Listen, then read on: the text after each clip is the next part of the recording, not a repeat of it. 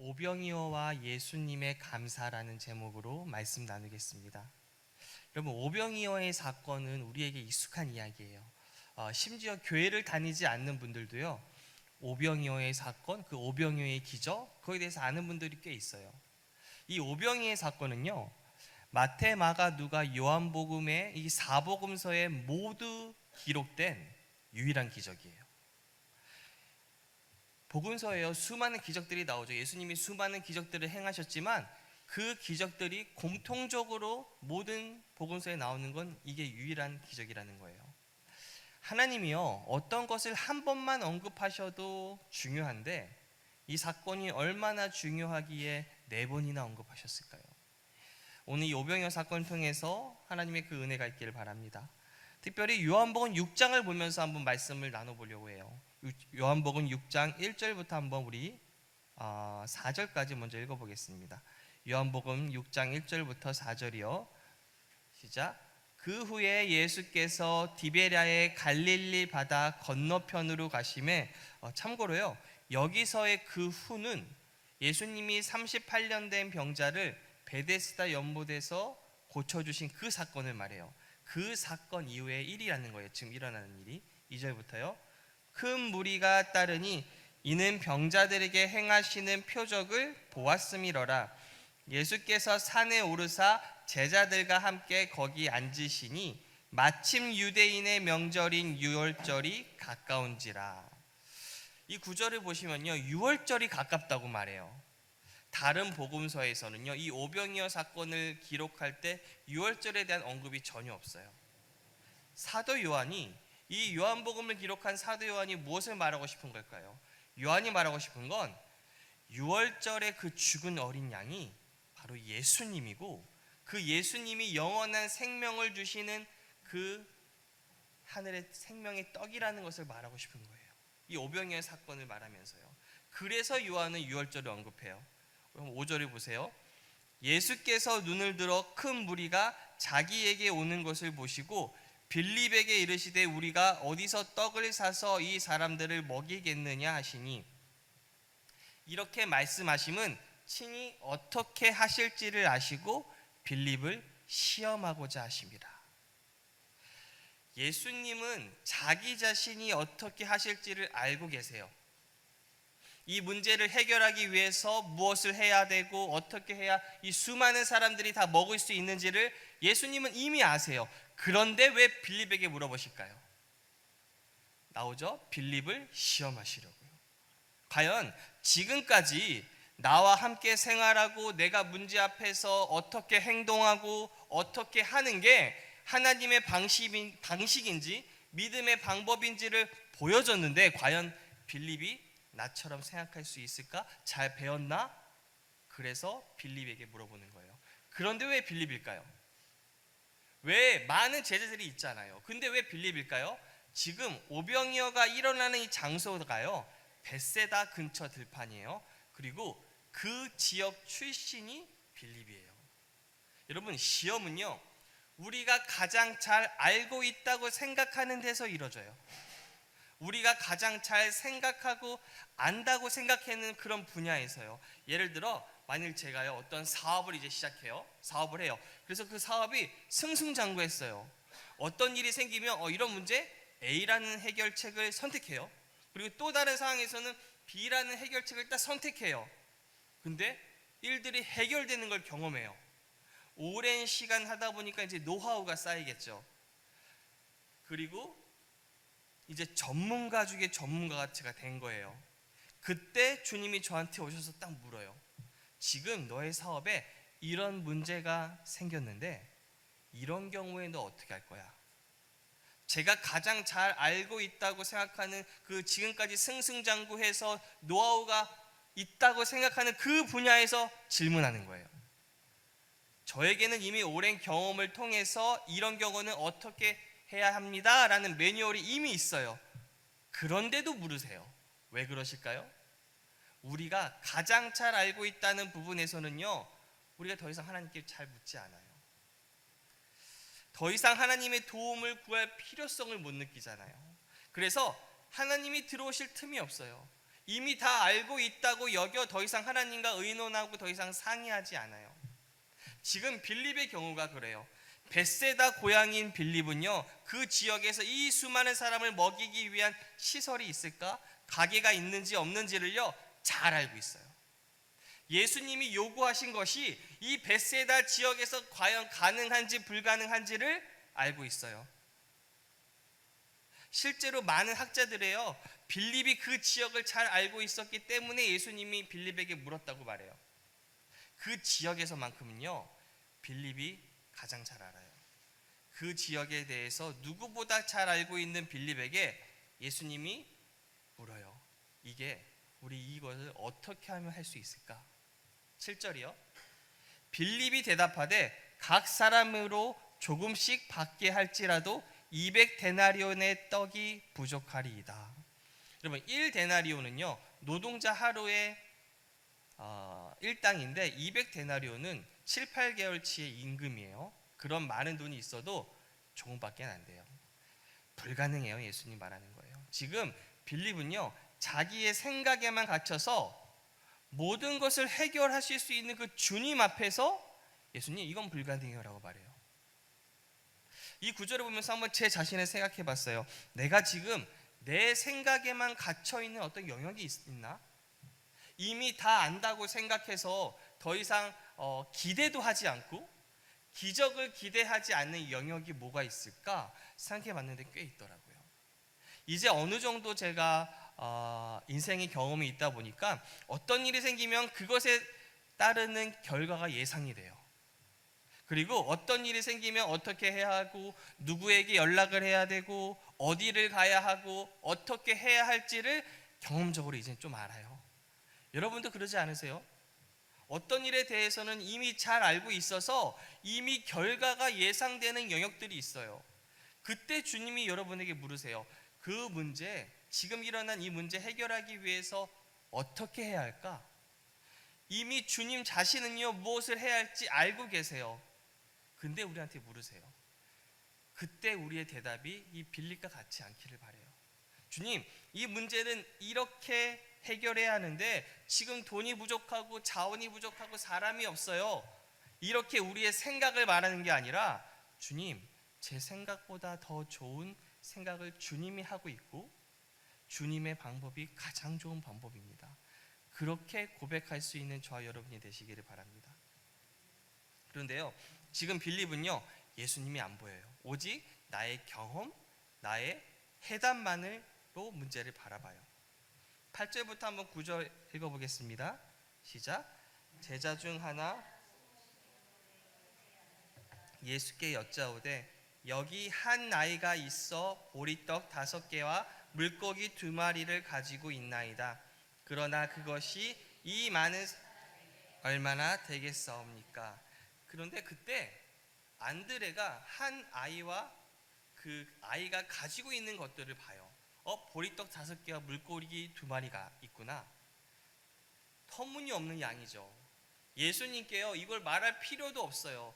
하지만 예수님이라면 어떤 일을 하실 수 있지 않을까? 그런 일말의 기대가 안드레에게 있던 것 같아요. 그런 기대가 있었으니까 말했겠죠. 여러분, 이게 참 중요해요. 하나님은요 우리가 생각했을 때 아무것도 아니라고 생각하는 그것을 가지고 일하시는 경우가 참 많아요. 오히려 아무것도 아닌 것을 통해서 일하세요. 여러분, 모세의 경우를 생각해 보세요. 모세의 손에 무엇이 있었죠? 지팡이가 있었죠. 아무것도 아닌 지팡이가 있었어요. 그런데 하나님은 80이 돼서 아무것도 아니고 이제 자신에게 아무것도 남아있지 않다고 생각했던 모세에게 너의 손에 뭐가 있니? 물어요. 맞아요. 지팡이가 있다고 하자 그 지팡이를 통해서 그 제국 이집트를 쑥대밭으로 만들어요. 여러분, 우리 손에요 각각 주어진 것들이 있어요. 이게 재능이라고 할 수 있을까? 그럴 할 만한 것들이요.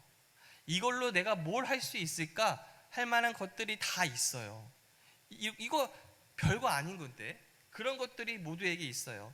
많은 경우요 우리가 갖고 있는 것들, 그것들에 대해서 참 별 볼 일 없다고 생각해요. 여러분, 안드레가 말하는 것을 보세요. 9절에 보시면 여기 한 아이가 있어 보리떡 5개와 물고기 2마리가 가지고 있나이다. 그러나 그것이 이 많은 사람에게 얼마나 되겠사옵나이까? 여기서 안드레가 말하는 단어와 그 뉘앙스를 보세요.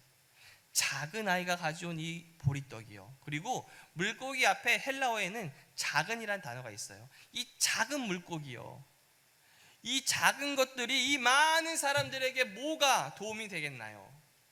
갖고 있는 것에 대해서 부정적으로 바라보죠. 그런데 이게요, 많은 사람들이 스스로에게 가지고 있는 인식 같아요. 저요, 잘하는 거 없어요. 이 정도는 누구나 다 하잖아요. 전 특별히 잘하는 게 없어요. 특별히 여기 우리 초등학생들, 10대들이요, 그런 고민이 많아요. 나 잘하는 게 없는 것 같아요. 나 재능이 없는 것 같아요. 그렇게 말해요. 내 주변에는 나보다 공부 잘하는 친구 있어요. 운동도 잘하고요, 더 잘생겼고 키도 크고요, 더 예쁘고 잘생긴 친구 많은데 나한텐 그게 없어 보여요. 그런데요, 걱정 안 해도 돼요. 우리가요, 예수님 믿으면 걱정 안 해도 돼요. 예수님은요, 우리가 가지고 있는 것들, 재능, 특기, 그 모든 것을 주님 손에 올려드릴 때 기적을 만들어내세요. 나 혼자서는 1밖에 못한다면 주님 손에 올려드리면 10, 20, 100의 일들을 해내세요.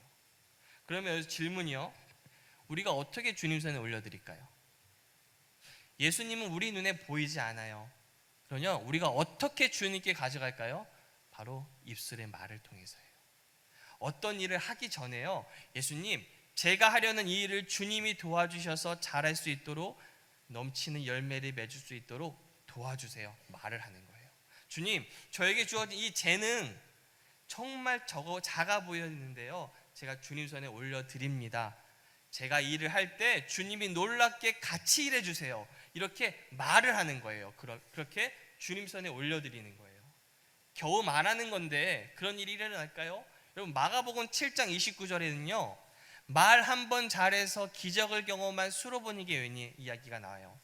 예수님이 수로보니게 여인에게 그 귀신 들린 딸을 고쳐주는 사건이 있어요. 그때 예수님이 이 여인에게 자녀의 떡을 취해서 개들에게 던지는 것이 옳지 않다 말씀하시면서 그 수로보니게 여인의 요청을 자꾸 응답하지 않으세요. 그때 이 여인이 이렇게 말해요. 주여, 맞습니다. 그런데 상 아래에 있는 개들도 아이들이 먹던 부스러기를 먹어요. 이 말을 듣고 예수님이 7장 29절에 마가복음 이렇게 말씀하세요. 예수께서 이르시되 이 말을 하였으니 돌아가라. 귀신이 내 딸에게서 나갔느니라. 뭐라고 하셨죠? 네가 이 말을 했으니. 우리가요, 예수님께 어떤 고백을 하는지가 굉장히 중요해요. 예수님 보이지도 않고 들리지도 않고 내가 이렇게 말 한마디 한다고 뭐가 달라지겠어? 근데 예수님은 다 듣고 계세요. 그래서 우리가 주님, 이거요 정말 아무것도 아닌데 제가 주님 손에 올려드려요. 그 말 한마디 기다리세요. 네가 그 말 했으니 내가 너에게 놀라운 일들을 행할게. 그런 주님이세요. 다시 요한복음으로 돌아가서요, 요한복음 6장 10절을 보세요. 예수께서 이르시되 이 사람들로 앉게 하라 하시니 그곳에 잔디가 많은지라 사람들이 앉으니 수가 5,000명쯤 되더라. 이 장면을요, 마가복음에서는 이렇게 기록해요. 마가복음 6장 39절에서 40절은 여기 없어요. 제가 읽어드릴게요. 제자들에게 명하사 그 모든 사람으로 때를 지어 푸른 잔디 위에 앉게 하시니 때로 100명씩 또는 50명씩 앉은지라. 마가복음은 그 장면들을요 더 구체적으로 해요. 여러분, 성경에서요 숫자는요 아무 의미가 없는 게 아니에요. 다 의미가 있어요. 1은 하나됨, 2는 증언, 3은 강조, 4는 이 우리가 사는 세계, 또 5는 은혜, 6은 불완전함, 7은 완전함. 이렇게 숫자에는 다 의미가 있어요. 그렇다면 50, 100에는 어떤 의미가 있을까요? 여러분, 희년이라고 들어보셨죠? 50은요 자유와 해방, 회복의 의미가 있어요. 그래서 50년째를 희년이라고 말하는 거예요. 또 100에는요, 고대 근동에서 100은 충만함, 완전한 수학, 풍성한 결실을 말해요. 그렇다면 100명씩 50명씩 앉은 그들의 모습이 어떤 모습이라고 성경은 말하는 거죠? 그들이 지금 회복의 자리에 충만한 자리에 풍성한 결실의 자리에 앉아 있다. 그 말을 하는 거예요. 그런데 서 있어요? 아니요. 앉아 있어요. 예수님이 그들을 앉게 하셨어요. 여러분, 앉는다는 건요, 여러분 지금 안 힘드시죠? 쉼의 모습이에요. 저도 앉고 싶은데 안식하는 거예요. 지난번에 제가 말씀 기억하죠? 안식하고 은혜는요 함께 가요. 안식할 때요 은혜가 임해요. 주님은요 우리를 앉게 하고 싶어 하세요. 왜냐하면 안식하는 모습이 은혜 받는 자의 모습이니까요. 뭐 그림 봐보세요. 예수님이 이 수많은 사람들을 그 들판에 앉히는 그림이에요. 저 모습이죠. 여러분, 이 모습이 어때 보이세요? 막 걱정, 근심이 있고 불편해 보이고 그런 그림인가요? 편안해 보이죠. 아마 지금까지요 열심을 가지고 이곳에서 전투적으로 저희 교회 안에서도요, 아니면 많은 사람들이요 신앙을 하셨던 분이 계신다면요, 왠지 주님 앞에서요 최선을 다하지 않는 것도 같고, 이렇게 뭐 안식하고 쉰다는 그런 표현 자체가 게으르다는 인상까지 줄 수 있는 것 같아요. 제가 예전에 그랬어요, 여러분. 제가 예전에요 정말로 전투적으로 신앙생활 했어요. 전투적으로 기도했고요, 전투적으로 말씀 지키려고 했고, 무언가 봉사 안 하면 불안하고요, 하나님 앞에 내가 지금 이거 잘못 사는 거 아니야? 제 마음에 평안과 쉼이 하나도 없었어요. 그렇게 열심히 하면 하나님이 더 은혜 줄 거고 더 응답도 많이 줄 것처럼 생각했어요. 그런데 그렇지 않았어요. 제가 하나님을 오해하고 있던 거예요. 이렇게 열심히 하면 더 주실 줄 알았는데 하나님이 일하시는 방식은 그게 아니었던 거예요. 여러분, 그렇다고 오해하시면 안 돼요. 쉼이라고요 아무것도 안 하는 게 아니에요. 이건 우리의 외적인 모습이 아무것도 안 한다는 게 아니에요. 어떤 일을 하든지요 우리의 마음이 쉼을 얻고 평안한 거예요. 주님이 일하시고 계시고 일하셨다는 그 안정감 가운데 마음이 쉬는 거예요. 그래서요 항상 이 마음을 지키시려고 애써야 돼요. 언제나 주님이 일하고 있고 나를 사랑하시고 나를 돕고 계시고 내가 모르는 놀라운 일들이 지금 일어나고 있구나라는 것을 믿으시면서 마음이 안식하는 거예요. 여러분, 이거는요 어찌 보면 싸움이에요. 힘든 세상에서 마음이 평안하고 안식을 누린다는 거는요 이론적으로는, 머리로는 불가능해요. 이걸 지키기 위해서는 싸울 수밖에 없어요. 안식하기 위해서 싸우는 거예요. 근심하지 않기 위해서 힘내셔야 돼요.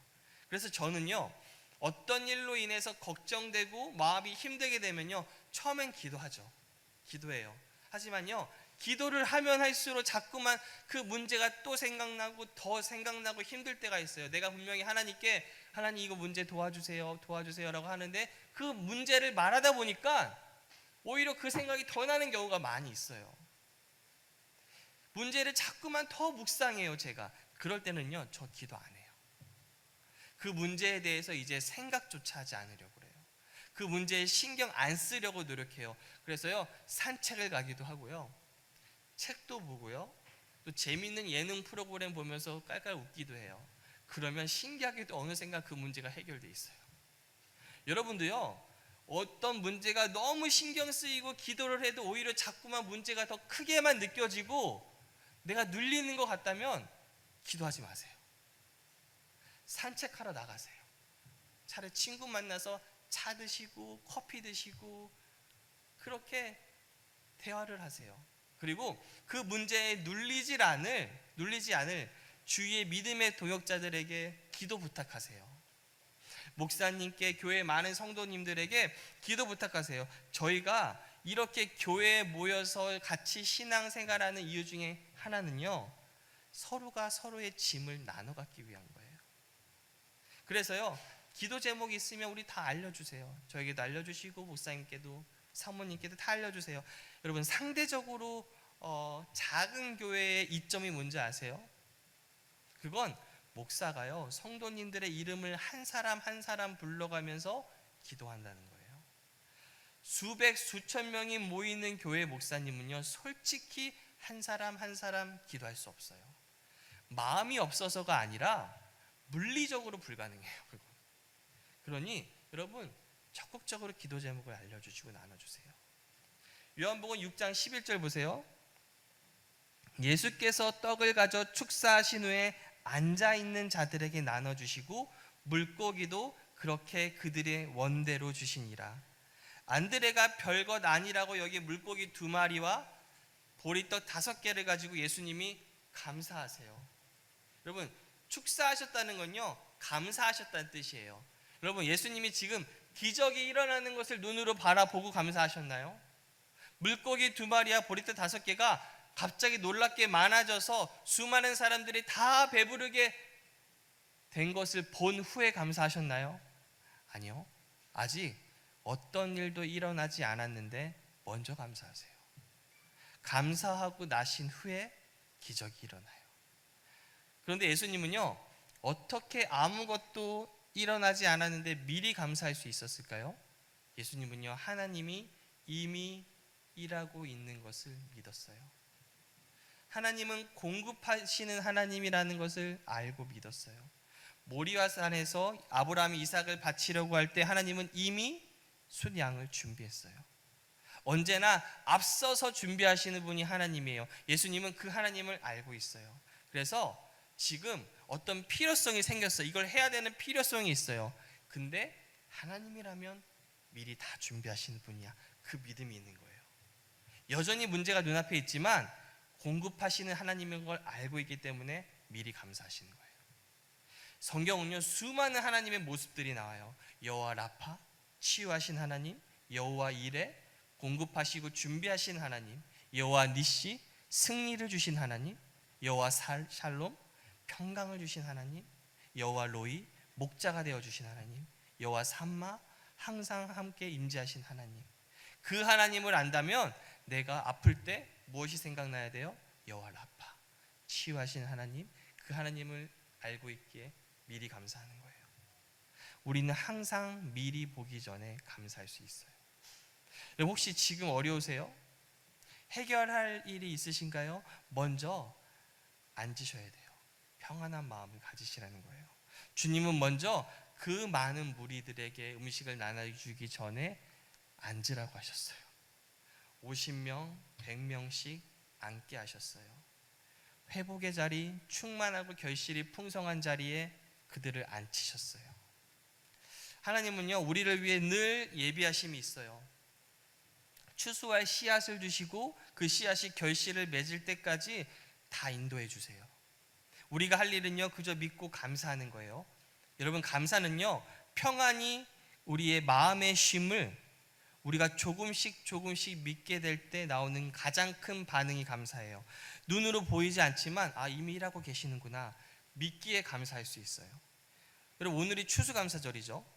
1년 동안 추수의 결실을 보면서 하나님께 감사하는 그런 날이에요. 여러분, 어떤 거 추수하셨어요? 추수의 열매는 다 달라요. 그런데요, 더 중요한 건 1년을 살아오면서 그 추수를 위한 마음은 어떠세요? 때에 따라 예비하시고 베푸실 하나님을 믿으며 평안한 마음으로 감사하시며 지금까지 오셨나요?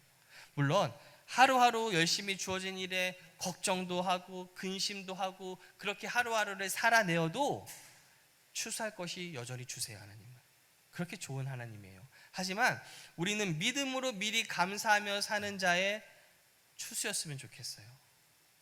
감사는요, 믿음의 표현이에요. 믿어야 감사할 수 있어요. 예수님은요, 우리에게 자신의 손에 올려진 겨우 떡 5덩어리와 물고기 2마리를 가지고 하나님께 미리 감사하는 모습을 보여줬어요. 그 믿음과 감사가 오병이어의 기적을 만들어낸 거예요. 요한복음 6장 12절 13절 읽어볼게요. 그들이 배부른 후에 예수께서 제자들에게 이르시되 남은 조각을 거두고 버리는 것이 없게 하라 하심으로 이에 거두니 보리떡 5개로 먹고 남은 조각이 12바구니에 찼더라. 지금 어린아이 여자 포함해서 15,000명 20,000명이나 되는 사람들이 다 배부르다고 그래요. 11절에도 보시면 예수님은요, 그들이 원하는 대로 주셨어요. 예수님 보시기에 야, 이 정도면 괜찮잖아. 너 이 정도면은 허기진 거 해결했잖아. 그것이 아니라요. 너희들이 원하는 만큼 준 거예요. 더 이상 너희들이 배불러요, 못 먹겠어요, 그러한 풍성한 만족감을 주시는 게 예수님인 거예요. 여러분, 하나님은요, 하나님의 자녀가 기뻐하고 만족하고 즐거워하는 거 보는 거 참 좋아하세요. 하나님은요, 하나님의 자녀들이 하나님 아버지를 생각할 때 우리 아버지 참 인색하셔, 주기를 싫어하고 아끼시는 하나님이 아니라 풍성하게 주시고 또 주시고 또 주시는 하나님, 그런 하나님으로 인식하길 원하세요. 그게 바로 우리의 하나님 아버지이신 거예요. 이제 말씀을 마치려고 해요. 여러분, 이 오병이어의 기적에서요, 예수님이 정말로 초자연적인 기적을 베푸신 거 맞아? 라고 의심하는 사람들이 있어요. 그래서 그 사람들은 이 사건을 이렇게 해석해요. 예수님이 작은 음식에도 하나님께 감사하는 그 모습을 보고 감동을 받아서 자신들이 이기심을 내려놓고 내가 그래도 갖고 왔던 조그만 그 음식들 서로 나눠야지. 만 명이 넘는 사람들이 마음이 이기심이 녹아내려 결국 전체가 먹게 되었다, 이렇게 해석하는 사람이 있어요. 어떻게 예수님이 계속해서 우리한테 그런 놀라운 기적을 일으켜? 이건 말이 안 돼. 그렇게 윤리적으로 해석하는 사람들도 있어요. 하지만 성경은 그렇게 말하지 않아요. 마가복음 6장 41절을 제가 읽을게요. 예수께서 떡 5개와 물고기 2마리를 가지사 하늘을 우러러 축사하시고 떡을 떼어 제자들에게 주어 사람들에게 나누어 주게 하시고 또 물고기 2마리도 모든 사람에게 나누시매. 여기서요, 나누어 주신다라는 헬라어의 그 시제가요, 계속된다는 거예요. 이 말은요, 계속 예수님이 반복적인 행동을 하셨다는 뜻이에요. 물고기 2마리와 떡 5개밖에 없었는데 어떻게 해서 계속해서 나눠줬을까요? 예수님 손에서요, 계속해서 생기는 거예요. 여러분, 제자들이 그 당시에 그 헬라어를 보면 제자들이 음식을 서로 나눠줬어요. 근데 제자들이 가지고 있던 그 바구니의 크기가 마침 잘 됐는데 이 정도 크기예요. 소풍 갔을 때 가져갈 만한 그 바구니를 가지고 예수님께 갔어요. 예수님께 막 가는 거예요. 예수님, 나눠줄 게 주세요. 예수님이 또 줘요. 그 바구니를 채워주세요. 채우고 그래서 사람들에게 갖다 줘요. 이젠 없겠지? 갔는데 손에서 계속 나오는 거예요. 예수님이 계속 주신 거니까요. 제자들은 또 왔다 갔다 이제는 끊기겠지, 이제는 없겠지. 근데 신기하게도 이 손에 계속 나와요. 그들이 만족할 만큼 주셨다고 그래요. 여러분, 언제나 주님의 손은요, 가득해요. 빈손이 아니시래요. 그 가득한 손에 있는 것이 누구를 위한 걸까요? 우리를 위한, 저 여러분을 위한 거라고 해요. 우리만을 위한 것이 아니라 우리를 통해 은혜를 받게 되는 수많은 사람들을 위한 거예요. 여러분, 우리는요, 예배를 통해서 주님을 만나요. 기도를 통해서 예수님 만나고요, 말씀 묵상을 통해서 또 서로 간의 교제 가운데 예수님을 봐요.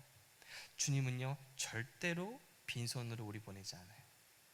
주님 손에 있는 가득한 은혜의 풍성함을 우리한테 계속 주세요. 정말 좋은 예수님이에요. 그 예수님께 감사하는 시간 가져보세요. 지난 세월 베풀어 주신 은혜에도 감사, 그리고 지금 내게 주어진 것에도 감사, 그리고 앞으로도 계속해서 또 주시고 또 주실 예수님을 미리 감사하는 거예요. 기적이 먼저가 아니에요. 감사가 먼저예요. 항상 감사하면 기적은 따라와요. 우리가 주님께 계속 가도 왜 또 달라고 그래? 그만하지 않으세요. 우리가 빈 것을 가져가면 또 채워주고 언제까지요? 우리가 배부르다고 할 때까지요. 이제 그만요. 그때까지 주시는 주님이세요. 그런 주님께 감사하시면서, 그리고 추수감사 줄 때 감사할 것을 또 생각하시면서 항상, 그래서 우리 삶에 기적이 넘치는 저 여러분이 되시기를 예수님의 이름으로 축원합니다. 아멘. 이 시간 그 사랑 부르시면서 찬양하시고